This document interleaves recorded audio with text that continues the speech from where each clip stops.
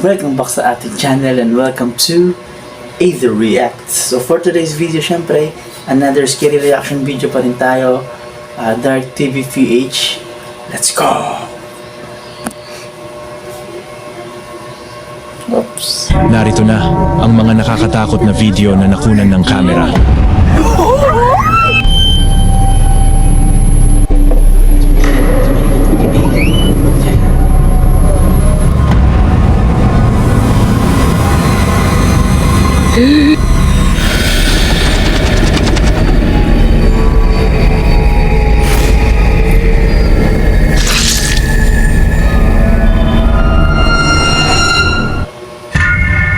Number 5. Sa unang video na ito, isang babae ang bumisita sa lumang trailer ng kanyang lolo na matagal nang abandonado.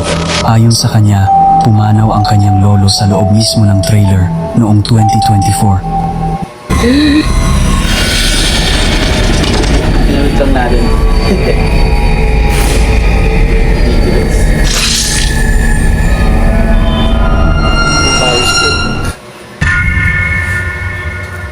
Number 5. Sa unang video na ito, isang babae ang bumisita sa lumang trailer ng kanyang lolo na matagal nang abandonado.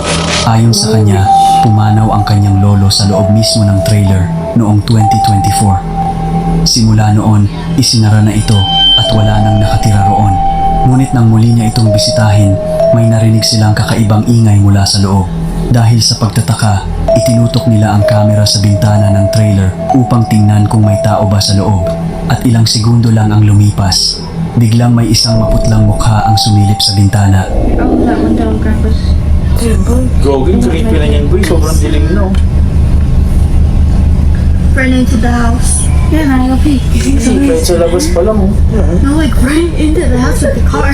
Oh. Found a very solid hack. Shopee has These 1 peso data deals for you. Good thing there's pinakamurang data sa Shopee.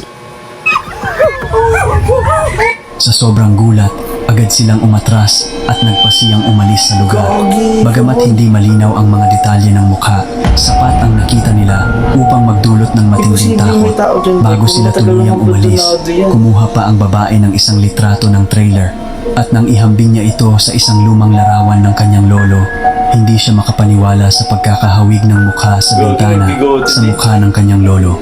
Dahil dito, marami ang naniwalang maaaring ang presensyang nakita nila ay may koneksyon sa kanyang yumaong lolo. Pinusulit no?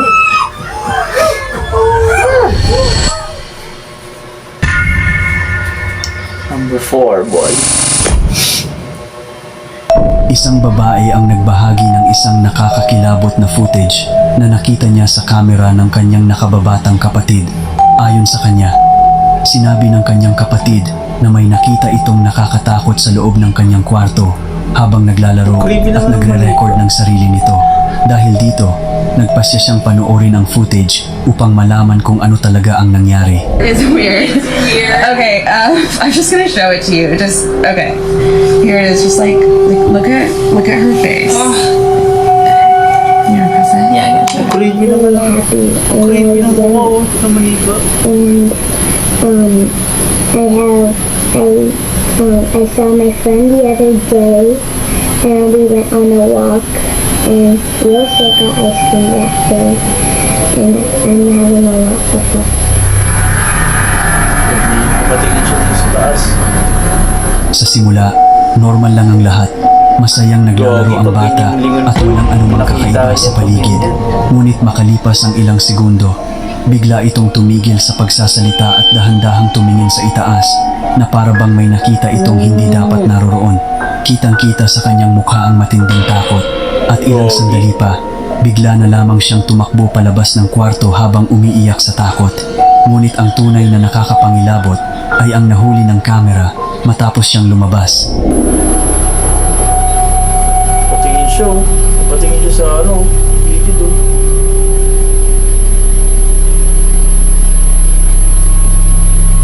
Taman niya nakatingin oh. Nakatingin ako dun sa manika niyang hawak.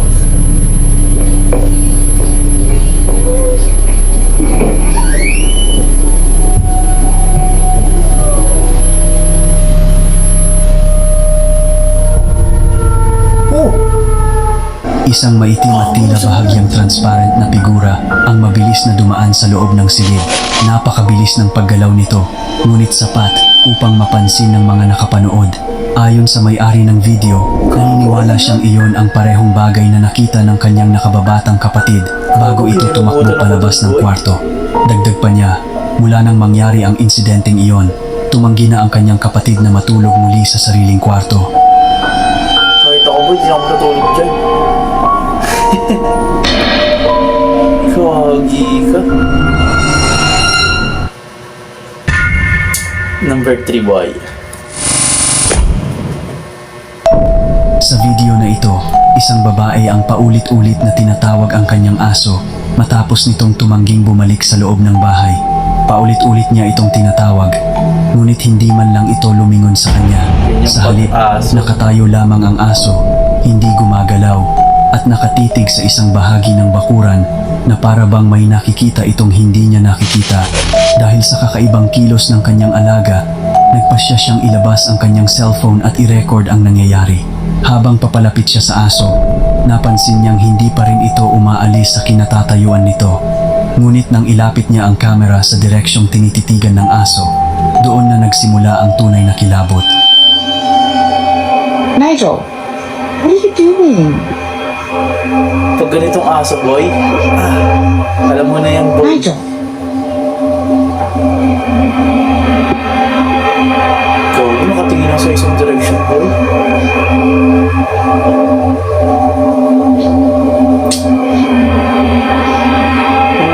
Ay, gago!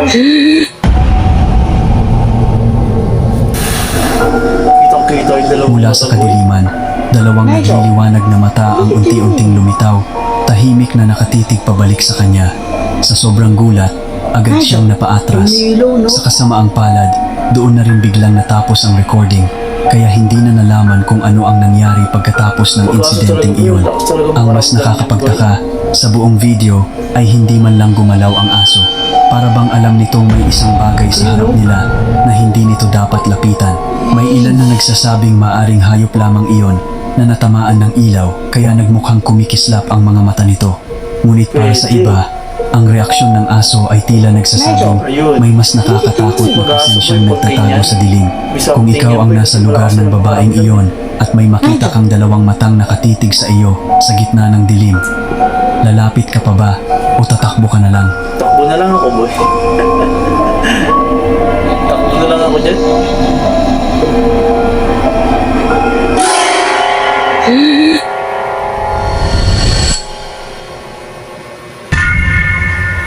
Number 2. So like every time I tap? Yes, every time you tap your salmon app, something happens. If your money feels good, it's probably Selman. Selman feels good. Sa video na ito, isang babae na nagngangalang Elena ang nagbahagi ng isang misteryosong footage na nakunan ng CCTV sa kanilang farmhouse.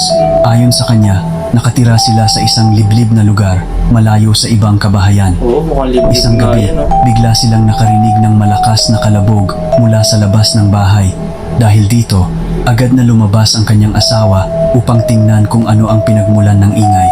Ngunit wala siyang nakitang kahit ano.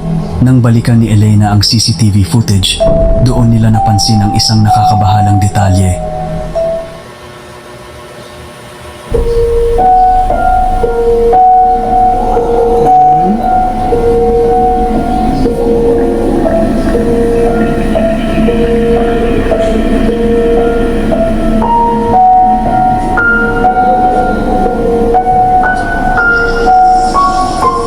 Parang probinsya na siguro to.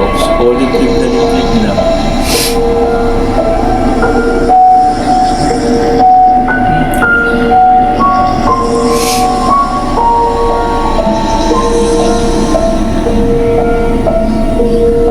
Lumabas.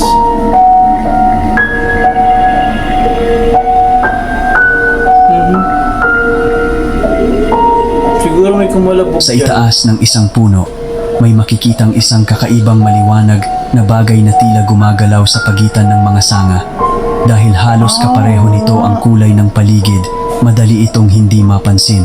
Ang mas nakakatakot, nang lumabas ang kanyang asawa upang siyasatin ang ingay, tila biglang nagtago ang misteryosong bagay sa likod ng puno na para bang ayaw nitong makita. Pero parang Sa kabila ang nito, lakas naman walang nun, narinig o parang nakita ang ingay. kanyang asawa habang nasa labas. Matapos mapanood ang footage, parehong naiwan sina Elena at ang kanyang asawa na puno ng tanong. Ano ang kakaibang bagay na Pero gumagalaw parang hindi sa naman siya puno? nakakatakot, boy. At ito kaya ang dahilan ng malakas na kalabog na narinig nila noong gabi na Kalabog. iyon.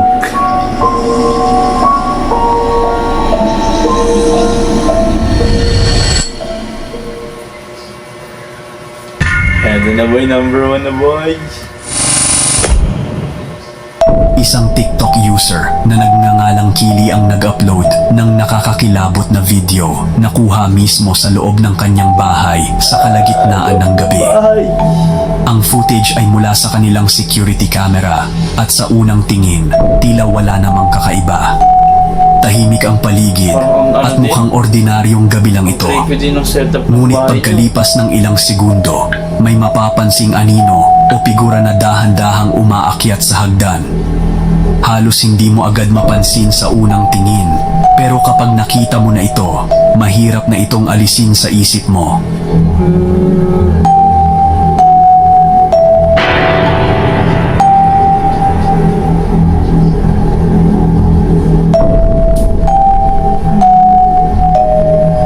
Parang silhouette. Ayon sa mga netizens, maaring isa itong magnanakaw, isang optical illusion, o mas nakakatakot pa na isang nilalang na hindi kabilang sa mundong ito. Ang mas nakakakilabot pa, mahigit 3 taon na ang nakalipas mula nang mai-upload ang video at wala nang anumang update mula kay Kili. Hanggang ngayon, nananatiling misteryo kung nalaman ba niya kung ano ang nakita niya o kung pinili na lang niyang lisanin ang bahay na iyon. Ano no? Maganda. Isang tanong na lang ang naiwan sa mga nakapanood. Ano nga ba ang tunay na umakyat sa hagdang iyon? Isang tao ba? O isang kaluluwang ligaw na gumagala sa gabi? Ano sa tingin nyo? Mga gala.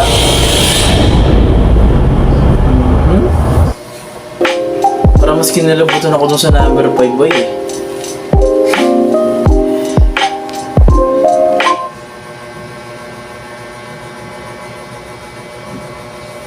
So yun lang guys, sana gusto nyo ng aking video natin, and please subscribe sa aking channel and hit the notification bell para maging updated ka sa mga reaction video pa na gagawin natin. So yun lang at salamat.